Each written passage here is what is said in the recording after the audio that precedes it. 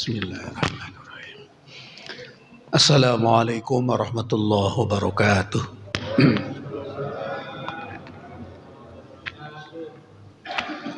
Bismillahirrahmanirrahim. Alhamdulillahirabbil alamin. Wassalatu wassalamu ala sayyidil mursalin sayyidina wa maulana Muhammad wa ala alihi wa ashabihi ajma'in wa la hawla wa la quwwata illa billahil aliyyil azim. اللهم افتح لنا حكمتك وانشر علينا رحمتك من خزائن رحمتك يا أرحم الراحمين. اللهم افتح لنا فتوح العارفين واجعلنا من العلماء العاملين واجعل أعمالنا خالصة لوجهك الكريم. اللهم انفعنا بما علمتنا وعلمنا ما ينفعنا وزدنا علما warzuqna fahma walhamdulillahi ala kulli hal wa na'udzu billahi min hali ahli an-nar wa sallallahu ala sayyidina Muhammad wa ala alihi wa ashabihi ajma'in walhamdulillahi rabbil alamin. Bapak-bapak, ibu-ibu yang saya muliakan, mohon maaf pekan lalu saya tidak bisa isi ya, agak sedikit gangguan kesehatan. Malam ini jatuh di akhir bulan Februari. Seperti biasa kita menampung jika ada pertanyaan. Saya mencoba untuk menjelaskannya ya. Kebetulan ini menyongsong bulan suci Ramadan. Sudah melewati nisfu Sya'ban. Tinggal beberapa hari lagi kita akan masuk bulan Ramadan. Barangkali materinya berkisar sekitar Ramadan dengan saum dan ibadat-ibadat di bulan Ramadan, barangkali itu ya. Saya kira itu saja pembukaan. Silakan jika ada yang Bapak mau sampaikan, saya mencoba untuk menjawabnya.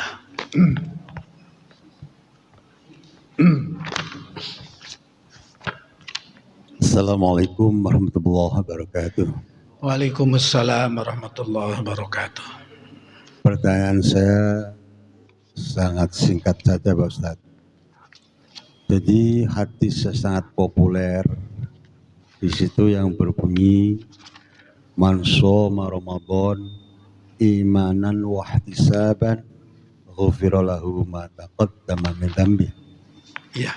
Jadi barang siapa yang puasa bulan Ramadan dengan dasarnya iman, ikhlas hanya mengharap ridha Allah, itu semua permasalahan yang berkaitan dengan dosa Allah hapuskan itu semua. Nah, pertanyaan saya begini Pak Ustadz. Jadi manusia kewajiban itu kan kalau sudah balik dan selanjutnya sampai saat ini, apakah itu semua dosa-dosa semua yang ada itu bisa dihapus dengan tadi shoma Ramadan iman ihtisaban? Mohon maaf, sekian saja. Assalamualaikum warahmatullahi wabarakatuh. Waalaikumsalam warahmatullahi wabarakatuh. Iya. Berkaitan dengan saum ada hadis man shoma ramadhana imanan wa ihtisaban ghufira lahu ma taqaddama min dzambi.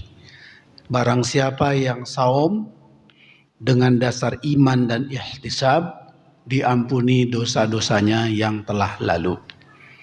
Berkaitan dengan saum. Hadis yang menjanjikan pengampunan ternyata kalau diperiksa bukan cuman saum. Sholat juga, Jumat juga, umroh dan haji juga. Ada hadis yang agak melengkapi semua itu. As-shalawatul khomsu wal jumu'atu ila jumu'ati wa ramadhanu ila ramadhani wal umratu ila umrati kaffaratul lima bainahuma idza jtunibatil kabair. Solat ke solat, Jumat ke Jumat, Ramadan ke Ramadan, umroh ke umroh, menghapuskan dosa-dosa di antara keduanya, di antara kedua kegiatan ibadat tersebut. Ini juga hampir sama berkaitan dengan bangunan. Maka pertanyaan Ustadz, apakah seluruh dosa diampuni? Sebagaimana dikatakan secara dalam pengertian yang sekilas, ghufira lahu ma taqaddam min dzanbi, diampuni segala dosa yang lalu. Maka jawabannya, dosa itu memang ada beberapa macam. Ada dosa akibat kelalaian. Ada dosa menyangkut tidak melakukan kewajiban. Itu jenis dosa. Jadi yang diampuni adalah dosa kelalaian. Bukan dosa lantaran tidak melakukan kewajiban. Misal, seumur-umur enggak sholat, lalu puasa aja, diampuni dosanya loh. Karena walaupun tidak puasa, tidak sholat, ghufira lahu ma taqaddam min dzanbi, diampuni dosanya. Tidak sholat juga kan dosa itu. Tapi tidak sholat itu jenis dosa keharusan melakukan kewajiban. Maka itu tidak terampuni oleh apa yang dikatakan dalam hadis tadi. Itu namanya hak Allah. Tetapi kelalaian, selama ini kita lalai, sholat kadang-kadang suka diundur-undur, ya. Kemudian kadang-kadang kita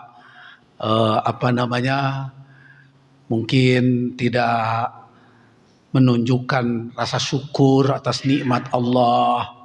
Misalnya gitu. Kadang-kadang ngedumel, aku udah kerja berat, gak dapat apa-apa nih. Bisanya itu kan sebagian dari mengurangi ridho terhadap Allah dan sebagainya. Nah, dosa-dosa kelalaian seperti itu, itulah yang diampuni oleh sholat, saum, haji, umroh dan sebagainya. Jadi sifatnya kelalaian itu yang diampuni dosa-dosa tadi. Tapi jangan dimaknai tadi tidak sholat, tidak puasa pun diampuni. Menarik, seumur-umur tidak puasa. Sekarang udah umur 60 tahun. Puasa dia, imanan wahtisaban, diampuni dosanya. Berarti nggak usah saum seumur-umur. Kan rumusnya menjadi tidak logis. Bukankah kewajiban itu melekat pada diri orang selamanya? Maka hak Allah itu harus dilaksanakan, ditunaikan karena hutang kepada Allah. Tidak terlunasi oleh puasa Ramadan dengan imanan wahtisaban. Tidak terlunasi oleh haji maupun umroh. Ya, karena itu hak Allah. Jadi yang diampuni dosa-dosa yang berkaitan dengan kelalaian, kelakuan lain yang tidak bagus, tidak pantas, itu dapat diampuni oleh saum itu. Tapi tidak menggugurkan kewajiban ibadah kepada Allah yang selama ini tidak dilakukan. Ya. Atau hak manusia juga tidak. Nyakitin perasaan orang. Lalu saum. Kalau belum minta maaf kepada orangnya, enggak diampuni itu. Karena itu hak. Jadi ada hak Allah, ada hak makhluk Allah. Itu tidak otomatis terampuni oleh ibadat-ibadat. Baik sholat, puasa, haji, atau umroh. Tidak menghapuskan hak. Tapi yang diampuni adalah kelalaian-kelalaiannya. Misalnya tadi sholat diundur-undur kan lalai itu namanya, mengundur waktu. Bayar hutang diundur-undur juga lalai, tapi tetap harus dibayar. Lalainya itu yang diampuni ya. Ghufira lahu ma taqaddama min dzanbi adalah dosa-dosa kelalaian kita kepada Allah, bukan dosa-dosa tidak melaksanakan perintah Allah. Kalau tidak melaksanakan perintah Allah tetap ditagih. Ya, ketinggalan sholat ditagih, tidak melaksanakan sholat, tidak puasa ditagih, tidak zakat ditagih, menyakiti orang harus minta maaf kepada orang. Jadi jangan nanti diandalkan, oh pokoknya puasa tenang dah, pokoknya semuanya beres, kita sudah tidak punya dosa lagi. Nah, jadi jenis dosa kita rinci seperti itu. Demikian Pak Ustadz ya. Jadi dosa-dosa kelalaian terhadap Allah. Ada lagi ya, silakan. Assalamualaikum warahmatullahi wabarakatuh. Waalaikumsalam warahmatullahi wabarakatuh. Kalau ini Pak, kita bandingkan dengan yang tadi Pak. Dia belum muslim, masih luar muslim. Tapi begitu dia umur 70 masuk muslim, baca syahadat. Itu katanya juga kan dosa-dosanya diampuni semua. Padahal dia kan dosa besarnya banyak juga. Dibandingkan dengan itu gimana Pak? Ya, ada orang non-Islam lalu masuk Islam, sudah usia lanjut baru masuk Islam. Jadi namanya non-Islam seperti itu, namanya non-Islam asli. Emang ada non-Islam palsu. Non-Islam asli itu dari awal non-Islam, dari lahir. Ada non-Islam palsu, tanda kutip. Non-Islam murtad, beda itu Pak. Non-Islam asli dari lahirnya non-Islam. Terus bertahun-tahun. Umur 70 tahun. Nyadar dia mengerti Islam, dapat hidayah. Lalu bersyahadat. Diyakini oleh keyakinan, tentu ya syahadat itu terucap tapi diyakini oleh hati. Kebenaran Islam, lalu bersyahadat masuk Islam sejak umur 70 tahun. Tentang ini ada hadis Rasulullah. Orang seperti itu diampuni dosa-dosanya yang lalu itu. Tentu selama 70 tahun dia dosa juga. Ya. Pertama ya dosa sama manusia, dosa kepada Tuhan, dia musyrik dan sebagainya. Tapi begitu dia baca syahadat, semua dosanya diampuni oleh Allah Subhanahu wa taala. Itu karena ada hadis khusus dari Rasulullah.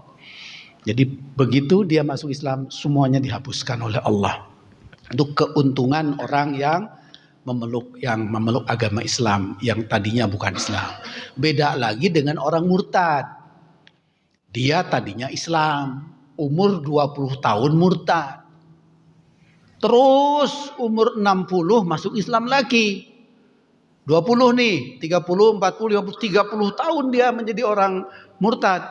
Maka selama itu dosanya tetap dicatat. Kewajiban sholatnya dicatat. Tertinggal sholatnya. Tertinggal puasanya dicatat. Itu namanya non-Islam murtad. Ya, jadi beda tuh. Jadi yang tadi Bapak tanyakan non-Islam asli lalu memeluk Islam, maka saat memeluk Islam itu seluruh dosanya diampuni oleh Allah Subhanahu wa taala. Kemudian selanjutnya baru buku baru bagi dia. Tentu bagaimana tentang utang piutang tadi kepada manusia dihapuskan? Ya enggak lah. Dosa-dosa yang berkaitan dengan kelakuan terhadap Allah ya itu mohon maaf misalnya berzina juga dan sebagainya itu kan dosa kepada Allah itu berzina itu karena peraturan Allah yang dilanggar ya. Tapi hutang piutang mah itu mah sama manusia itu tetap ada rekeningnya harus diselesaikan. Tapi dosa-dosa lain diampuni sejak saat itu. Kemudian amal baiknya ada dua macam. Satu amal baik berupa ibadah dalam agama lama. Kedua amal soleh. Karena amal itu ada dua gitu kalau garis besarnya. Misalnya selama sebut saja selama Hindu. Dia misalnya kebaktiannya menyembah dewa apa gitu ya. Itu ibadah tuh mereka itu. Sakramen atau ritual apa. Nah itu semua hangus, tidak ada. Tetapi kebaikan terhadap sesama manusia nih, selama non-Islam itu baik, suka nolong sama orang. Ya, suka pokoknya baiklah dalam pergaulannya. Ada catatan amalnya itu, Pak. Waktu masuk Islam itu masuk itu. Tertulis tetap catatan amal baiknya. Tapi amal ibadahnya hangus. Karena amal ibadah tidak sesuai dengan ibadah agama Islam. Gitu ya. Jadi orang non-Islam begitu masuk Islam itu begitu statusnya pada saat masuk Islam, dosa-dosa diampuni kecuali urusan hak sesama manusia tadi, amal soleh dicatat, ibadat-ibadat selama ini yang tidak sesuai dengan ajaran Islam hangus. Baru setelah itu mulai catatan amalnya di normal seperti orang Islam yang lain. Begitu Pak Haji ya. Ya, baik kasih. Masih ada yang mau disampaikan? Ya, silakan Pak Haji.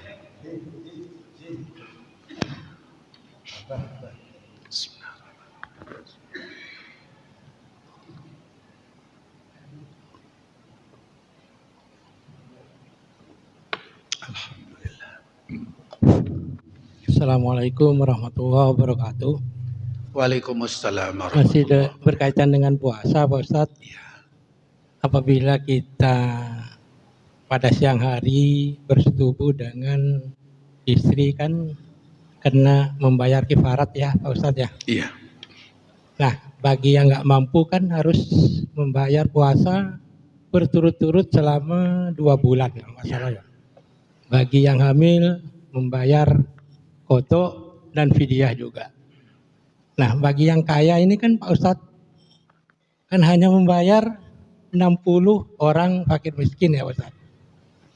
Kan kelihatannya kan enak gitu jadi orang kaya ya. Ya kalau cuma 60 Pak Ustadz, kalau kali 50.000 kan cuma hanya 3 juta. Artinya besok lagi berbuat lagi, melanggar lagi Ustadz. Karena banyak uang. Nah apakah ini tidak berdosa Pak Ustadz? Terima kasih. Assalamualaikum warahmatullahi wabarakatuh. Waalaikumsalam warahmatullahi wabarakatuh. Si bapak mananya gitu. Yang namanya tidak puasa, membatalkan puasa, itu dosa. Dosanya itu yang tidak dihitung. Ilmu fikih hanya ngatur dendanya. Tapi tidak menyebutkan dosanya. Dosa Pak. Sampai hukum, sampai kifaratnya gede gitu, tandanya dosanya gede juga. Gitu ya. Jadi jawabannya dosa Pak. Orang kaya cuma ngasih makan pokoknya hantam saya siang-siang. Sama istri pertama, lalu istri kedua, istri ketiga. Dosanya abot ya. Jadi dosa Pak. Karena itu sengaja buka. Sengaja buka dengan makan saja, Bu. Sengaja buka dengan makan. Itu dosanya gede juga itu. Apalagi sengaja buka dengan hubungan suami istri. Ya. Jadi yang membatalkan saum itu kan makan, minum, hubungan suami istri. Ya. Itu 3 macam lah intinya. Kalau orang wajib puasa sengaja buka. Dosa. Dosanya gede. Nah, kemudian sengajanya bukanya itu dengan hubungan suami istri lagi. Berlipat dosanya. Ya, jadi itu jawabannya dosanya besar karena suatu pelanggaran terhadap perintah Allah Subhanahu wa taala, lalu saumnya batal, lalu harus diqodho saumnya itu 1 hari karena dia 1 hari melakukannya. Kifaratnya tadi yang 40 hari, yang 60 hari itu kifaratnya bukan qodhonya, Pak. Kifarat itu tebusannya dengan saum. Nah, karena tapi begini, yang boleh pakai uang itu sebetulnya mohon maaf saya ulangi ya, yang boleh pakai fidyah itu pakai kifarat makanan itu adalah berurut Pak. Berurut sebetulnya itu bukan pilihan, ya. Saya mohon maaf nih saya sebut. Jadi gini nih, qodho dan kifarat.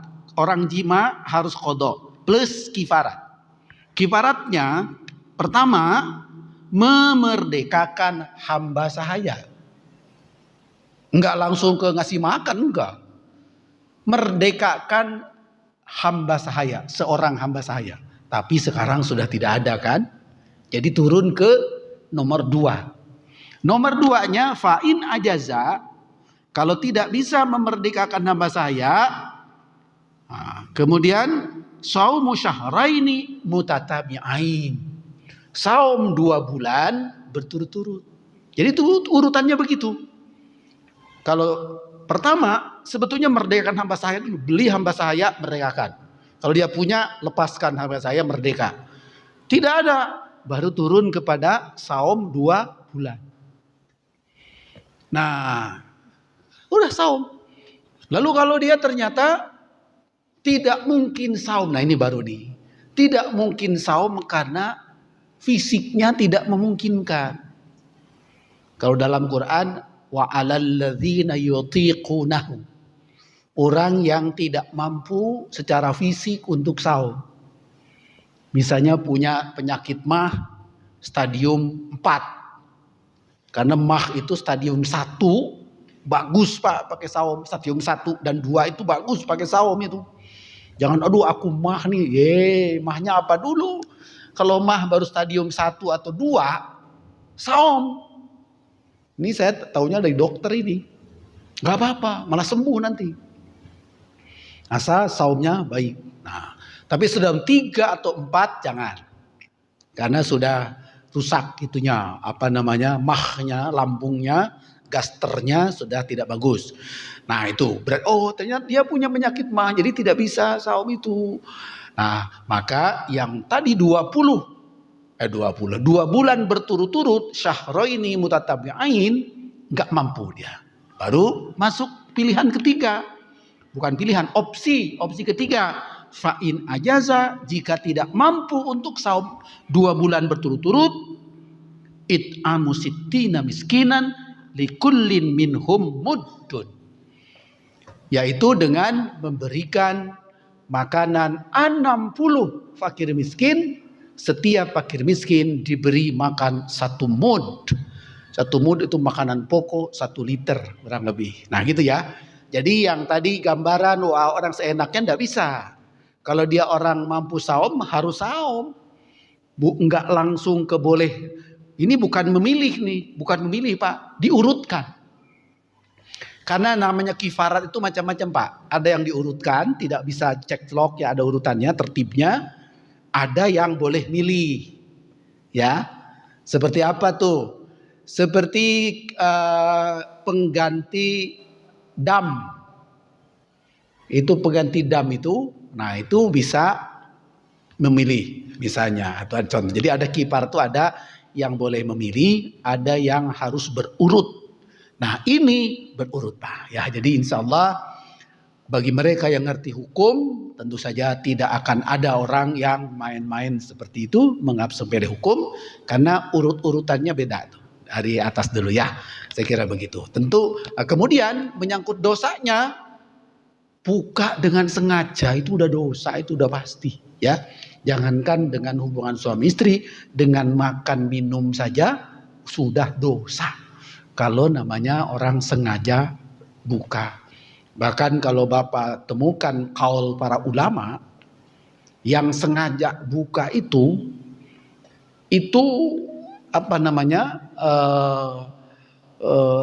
ada yang mengatakan mengkodoknya dengan sepanjang tahun tidak ketutup itu.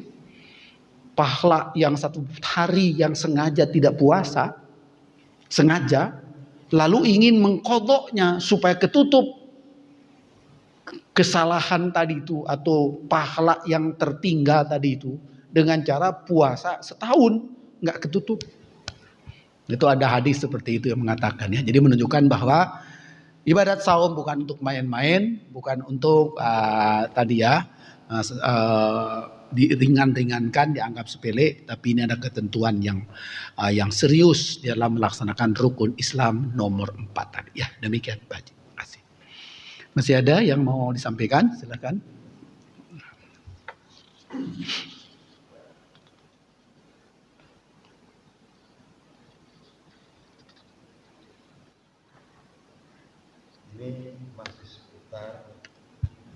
Ini masih seputar saum, Mbak Iya. Yei.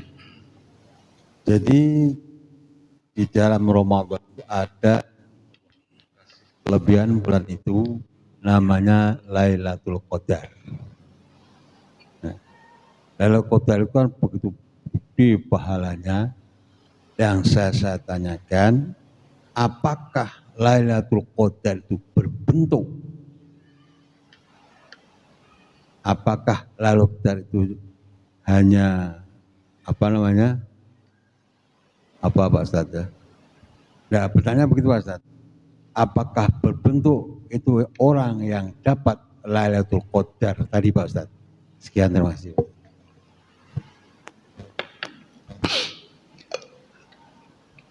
Memang ayat Quran cuma mengatakan Lailatul Qadri khairun min alfi syahrin. Malam Lailatul Qadar itu lebih baik daripada 1000 bulan. Lebih baik buat siapa? Buat semua orang, Pak. Buat semua orang. Siapapun yang melakukan ibadat di malam itu dapat kebaikan 1000 bulan, Pak. Jadi kalau pertanyaannya, adakah tanda-tanda seseorang memperoleh Lailatul Qadar? Kalau menurut saya, yang namanya memperoleh itu, seorang muslim melakukan ibadat dengan tulus, dengan baik dan benar di malam itu, maka dengan sendirinya memperoleh Lailatul Qadar. Itu sebetulnya. Lalu cerita, oh saya Lailatul Qadar, lalu tiba-tiba seluruh langit ini menjadi terang benderang. Lalu nampaklah, memang ada ulama mengatakan begitu, lalu nampaklah hewan-hewan, pohon-pohon bersujud kepada Allah. Langit pun diam, tidak ada angin berhembus, semua tunduk kepada Allah. Yaitu bagian dari isyarat yang tertangkap oleh ruhani seseorang ketika malam itu dirasakan. Sementara yang disebut la khairun min alfi syahrin itu bagi semua orang. Jadi kalau Bapak malam itu sholatnya benar, ikhlas karena Allah, maka silahkan saja kalkulasi. Satu malam lebih baik dari 1000 bulan. 1000 bulan itu berapa malam itu? Kalau pakai kalkulator, kalau pakai matematika ya, berapa itu? 1000 bulan itu berarti 1000 kali 30 hari. Ya, berarti 30.000 ya. 1000 bulan, 30 hari. Betul ya? Kalau sebulan kan 30 hari. Ya, kalau 1000 bulan 30.000. 30.000 hari. Itu kalau pakai kalkulator matematika gitu ya. Apakah persis seperti itu? Wallahu alam, tapi itu memang ayatnya seperti itu. Lalu mungkinkah yang dimaksud betul-betul 1000 bulan itu angka dengan hitungan sejumlah itu, tidak lebih tidak kurang? Ataukah tanda Allah melipat gandakan pahala kebaikan berlipat, sekian lipat, sekian besarnya Allah memberikan kebaikan kepada hamba yang pada malam itu dia beribadah kepada Allah Subhanahu wa taala. Kenapa saya pakai dalil begitu? Karena ternyata ada hadis yang saya suka kutip kalau khutbah Idul Fitri saya. Ada hadis yang saya baca kalau khutbah Idul Fitri, rata-rata saya baca hadis itu. Ada hadis kata Rasulullah, barang siapa yang datang bulan Ramadan, lalu dia saum siangnya, sholat malamnya, dilaksanakannya ibadat-ibadat di bulan Ramadan dengan baik, sejak awal sampai akhir, maka dia dapat Lailatul Qadar. Cuman begitu, Pak. Orang yang tekun melaksanakan ibadat Ramadan dari awal sampai akhir, siangnya saum, malamnya sholat, dijaga lidahnya, tidak ngomong maksiat, tidak melakukan maksiat apa-apa. Kata Rasulullah, orang itu dapat Lailatul Qadar. Kan sederhana, Pak. Yang cerita dapat itu dapat ini macam-macam. Saya kira itu pengalaman spiritual masing-masing orang ya. Tetapi hakikatnya itu untuk semua orang muslimin muslimat, mukminin mukminat, bagi umat Nabi Muhammad. Itu anugerah luar biasa dari Allah ya. Jadi saya kira itulah intinya. Jadi saya hanya mengutip salah satu hadis yang menerangkan seperti itu. Asal dijalani Ramadan dengan ibadat yang baik, jangan melakukan maksiat, dari awal sampai akhir Rasul katakan orang itu dapat Lailatul Qadar ya. Hadis ini suka saya kutip kalau khutbah Idul Fitri biasanya ya. Saya kira begitu Pak Haji. Jadi yang dikatakan bendanya atau wujudnya seperti apa, saya kira itu pengalaman spiritual orang yang berbeda-beda. Tapi anugerah Allah tidak tidak hanya kepada orang-orang tertentu, tapi kepada setiap orang yang taat kepada Allah melaksanakannya dengan baik ya. Lalu pengalaman spiritual orang boleh berbeda-beda ya. Saya kira begitu Pak Ustadz. Masih ada? Habis waktunya ya? Masih ada 3 menit lagi, 4 menit lagi. Ada yang tanyakan? Tidak ada lagi? Kalau tidak ada, baik, terima kasih. Masih ada 1 pertemuan lagi ya? Malam Kamis depan. Nah, kalau Bapak mau siapkan pertanyaan juga, kita buka tanya jawab saja dah menjelang bulan Ramadan ini ya. Saya kira itu karena waktu sudah habis. Sebetulnya saya ada materi yang ingin saya cerita, tapi karena sudah habis waktu dan ini nanti kita bisa sampaikan pekan depan insya Allah. Pengalaman saya, bukan pengalaman spiritual, pengalaman saya ya. Kemarin saya sakit, ternyata saya dapat ilmu Pak. Dari sakit itu dapat ilmu. Saya ceritakan ke pengajian-pengajian. Saya sakit, gini-gini sakit saya. Ternyata saya diberi ilmu oleh Allah ya melalui kitab-kitab tafsir dan sebagainya. Ada hubungannya dengan penyakit saya kemarin yang saya alami ya. Tapi tidak istimewa sih, sederhana saja, biasa-biasa saja. Tapi saya bersyukur memperoleh tambahan pengetahuan dari Allah SWT yang ada hubungannya dengan menambah keyakinan kita terhadap kemahakuasaan Allah Subhanahu Wa Taala. Saya kira insya Allah pekan depan saya cerita sedikit kepada Bapak sekalian di majelis ini ya. Mohon maaf lebih kurangnya, sampai ketemu lagi insya Allah pada pertemuan yang akan datang. Karena sudah di penghujung, kita materinya mungkin tanya jawab saja begitu ya. Demikian, wassalamualaikum warahmatullahi wabarakatuh.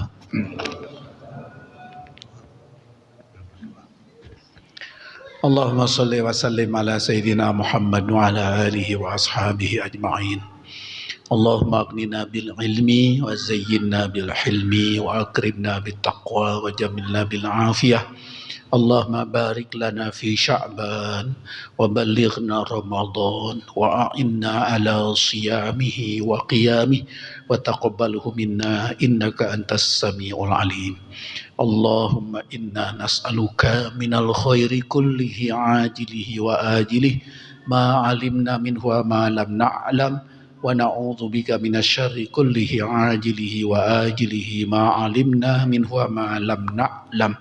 Allahumma inna nas'aluka min khairi ma sa'alaka minhu nabiyyuka Muhammad sallallahu alaihi wasallam wa na'udzu bika min syarri ma sta'adzaka minhu nabiyyuka Muhammad sallallahu alaihi wasallam. Antal musta'an wa 'alaikal balagh wa la haula wa la quwwata illa billahil aliyyil azim. Rabbana atina fid dunya hasanah wa fil akhirati hasanah wa qina adzabannar walhamdulillahi rabbil alamin.